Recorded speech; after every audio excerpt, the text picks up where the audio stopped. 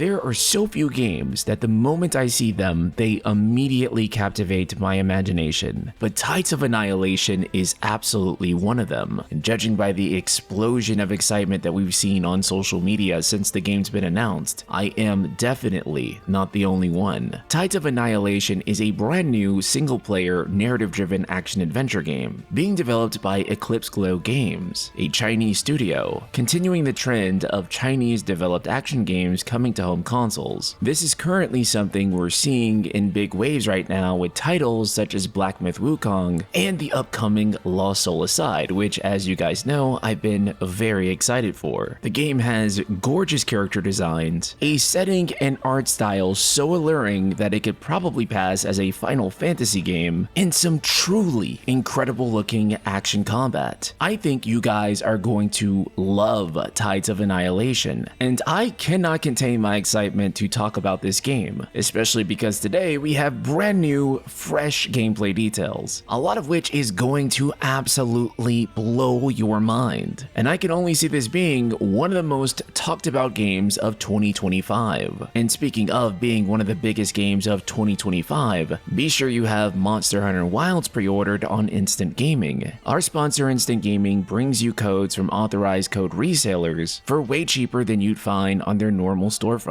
And right now you can get the game for only $57. They also let us give away a free game at the end of each month, and there is only 15 days left. So be sure to check them out with the link in the description below or the pinned comment. This game takes place in modern day London and is said to be ravaged by mythical otherworldly forces. You take the role of Gwendolyn, who's being voiced by Jennifer English, best known for her role as Shadowheart in Baldur's Gate 3, as well as Mael in the upcoming Clair Obscur Expedition 33. One thing that sets this game apart from other Chinese developed games of late, typically those games tend to focus on Chinese culture. However, this game uses Western inspiration, having us explore what looks like a post-apocalyptic London. With the PlayStation blog saying about the setting, quote, "Our game reimagines London as a sprawling battleground where modern ruins coexist with echoes of a medieval past. Imagine the city as a giant tree, its branches representing iconic districts and landmarks, each twisted and transformed by otherworldly invaders. You'll traverse two distinct versions of this in-between world. Modern London, familiar landmarks stand scarred by the supernatural invasion, offering a haunting glimpse of what once was. Medieval fantasy realm, Arthurian influences reign supreme, creating a medieval world of ancient magic and mythical creatures." You guys are going to hate me for saying this, but it does kind of remind me of a very recent game that came out not too long ago called Forspoken. But before you mash that dislike button, I think this game is going to be much better than Forspoken for numerous reasons. And you'll also be fighting enemies inspired by Arthurian mythos. This includes Colossal Knights, with the PlayStation blog saying, quote, "One of the most awe-inspiring and exciting features of the game are the Colossal Knights roaming Greater London. More than a spectacular visual backdrop, these are interactive challenges woven into gameplay. You'll climb their immense forms, explore their surface areas, and engage in epic battles that will test your skills and courage. These unique encounters are especially monumentous in our Enhanced mode, which is being developed exclusively for PS5 Pro players. With the Pro's additional GPU power and PSSR technology, the game achieves a higher resolution, ray tracing, improved fidelity, and smoother 60 frames per second gameplay. So for those of you who love the style of colossal encounters that we saw in a game like God of War 3, you are going to absolutely love this game. Combat in this game is heavily action-oriented and has already been compared to Devil May Cry, but this game has some unique twists that are probably going to set it apart from other hack and slashes. In particular, it's the way that you're going to use the Spectral Knights. Each one of them is based on a knight from Knights of the Round, having a unique power, with the developers saying they were aiming for the feel of intuitive co-op combat in a single-player experience. With the PlayStation blog saying, quote, "Players will take the role of Gwendolyn, who wields the power of a mysterious gray fog that can manifest two spectral knights at her side. Each knight has a distinct combat role, whether it's charging in the battle, defending against attacks, or unleashing devastating combos. Players will need to strategically choose which knights to summon based on their preferred gameplay style and the challenges they face. The interplay between Gwendolyn and the knights creates a dynamic, fast-paced and deeply engaging combat experience. It's a system that our team, veterans from Top Game Studios, fell in love with during internal playtests. Thus far, I've seen a lot of people comparing this system to something like Final Fantasy XVI's iconic style system, but what it really reminds me of, and I'm surprised that I haven't seen more people making the comparison, is Astral Chain, a Nintendo Switch exclusive from Platinum Games, which also saw you using an external stand-like power, with a fairly similar concept of fighting alongside the knights, and choosing them strategically based on the enemy that you encountered. And for those wondering, the gameplay here is not a Souls-like. In an interview with WCCF Tech, them saying, quote, "Tides of Annihilation looks amazing. Is the combat more like Devil May Cry and Bayonetta, or like Souls-like games? The combat is definitely more like Devil May Cry. Unlike most Souls-like titles, we also have a difficulty mode selection. From the concept, we have implemented fairly simple controls for players who would like to actually play action games without being hardcore users." Following this question up, they asked, "Do you have any role-playing game elements in the game, like leveling up?" Yeah, definitely. We have levels and skill trees, but it's not heavy on that, like an action RPG or a Souls-like game. So it seems like there will be some upgrades and a few options for how you want to level your character, but for the most part, this is an action game. And it also seems you're not going to be able to do much in terms of build. With them asking, can you get better equipment? Yeah, but actually the outfit in the game doesn't really have a positive effect for players, because they're just aesthetic. But yes, we have some armors to collect. Stellar Blade fans rejoice as you're going to have plenty more outfits to collect. However, if you're hoping that you're going to get any sort of stat bonuses for it, then that's not going to happen here. I do find that a little unfortunate since this is a game based on Arthurian legend, and so I feel like it would have just made sense to really emphasize some sick armor sets, but I definitely do not think this is something that like inherently takes away from the game or anything. When asked how many weapons are in the game, they said 4, with the devs saying that there will be fists, swords, and bows. And as for the 4th one, he said, "Sorry, I forgot the 4th one." I'm gonna be real with you here, Chief, he totally did not forget the 4th one. This is just him saying that the 4th one is either a spoiler or something that they're not ready to talk about yet, which of course just makes me all the more interested. Currently, they say that there is going to be over 30 hours of gameplay on average. This is really interesting, but also I'm kind of curious, because assuming that this is not really an RPG, it is more of an action game, more of a hack and slash, 30 hours is actually fairly long. I suppose it's really going to depend on how deep the RPG mechanics go to support a gameplay loop for the game that long. That said, they say there will be over 30 bosses, each with their own abilities. Players will have to prepare for very challenging boss fights. Now, 30 boss fights sounds like roughly a boss fight per hour. That sounds like an incredibly good ratio. As I mentioned earlier, this game, unlike other big AAA Chinese games, is not using Chinese mythology or Chinese inspiration for the project. They're specifically using Western characters, a Western mythology, and a Western setting. The developers have said that this is because they targeted a Western audience, which led them to choose Arthurian legends. This came about when the producer came up with the concept surrounding knights, and then they made the connection with the Knights of the Round Table and Arthurian myths. In fact, they even said that this is the reason that they reached out to Western publications first, because the West is their target audience and they wanted their feedback first. This way, they could gather as much feedback and improve the game for the final version. It's incredibly interesting to see a Chinese studio specifically targeting the West with a big game release. Not to say that other Chinese studios definitely haven't been inclusive of the West with their releases, they certainly have. However, to make the West their primary target audience is really interesting. And I am absolutely, positively sure that is not going to cause any type of discourse in the comments. No way, that would never happen. In terms of technology, Tides of Annihilation is being developed on Unreal Engine 5 for PC and consoles. UE5 has been phenomenal for these smaller studios, allowing them to have a high-quality engine and focus purely on making great game content. However, Unreal Engine 5 has not been without its criticisms lately. It definitely has some issues from micro-stuttering, performance issues, and all sorts of other things. This being said, there are also a lot of other developers who've had great success in titles that perform great on Unreal Engine, such as Stellar Blade. My hope is that Tides of Annihilation will be closer to that type of performance. Currently, the game's launch is set for 2026, and it'll feature both English and Chinese voice acting, and is coming to PS5, PC, and Xbox. Guys, I personally could not be more excited for this game. It's an amalgamation of so many different things that I like, so if you haven't subscribed already, please be sure that you do, because we are going to be actively covering this game on the channel every single update. So be sure to check out Instant Gaming with the link in the description and pinned comment below, and I'll see you all in the next video. Later, guys.